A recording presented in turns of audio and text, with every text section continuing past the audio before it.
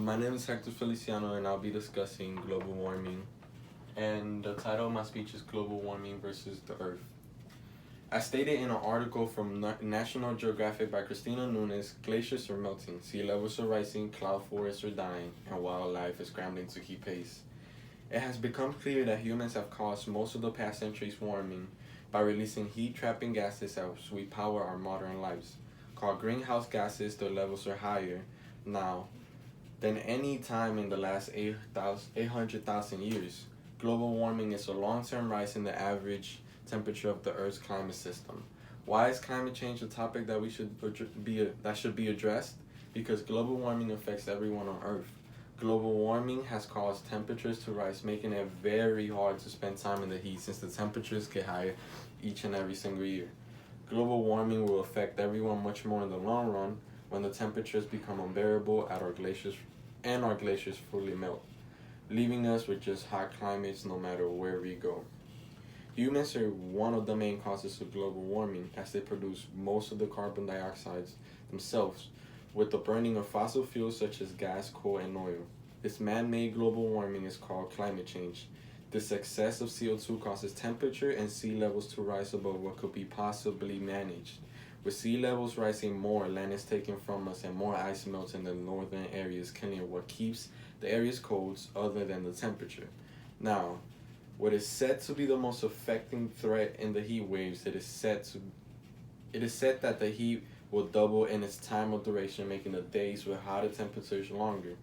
Many from the southern areas will feel the heat with much more intensity, and the heat will be something they have never felt, making it a threat to humans' health and their life. This problem will cause people to look into moving to colder areas, which will be the northern areas such as Toronto, New York, and all those cold areas up north. Though the southern areas will be affected with high heat temperatures causing people to move towards the northern areas, these northern areas will be affected as well. It is a fact that the ice from the north is melting, causing the water temperature to drop, which leads to even more melting. In no time, these up north areas will feel like the areas that weren't as cold. Another concern of these northern areas is ice sliding that comes from the melting. Ice sliding may cause ice to melt faster on the surface area and change those areas surrounded by the ice since the ice reaches bedrock. As previously stated, people will be moving upwards to the northern cold areas because of how hot it will get down in the south. But what will that do to the population in those cities, states, and countries? There's going to be overpopulated areas, which may rise finances in those areas, but it would greatly lower the supplies of those areas, making it hard for people to be able to supply for their family.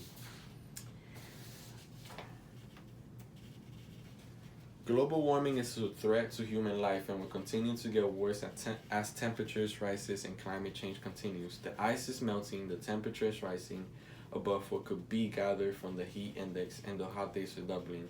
Global warming will shake the world and move people from their homes to colder areas of the world, causing overpopulation in some areas and shortness of supplies in others. And here we have a chart of global temperatures in the past 40 years. You can see how unstable it is and how much it rises, and with this we can tell that the unstable changes of the temperature is going to cause a lot of trouble in the global temperatures. So now you can show yourself in the FaceTime call. That's one.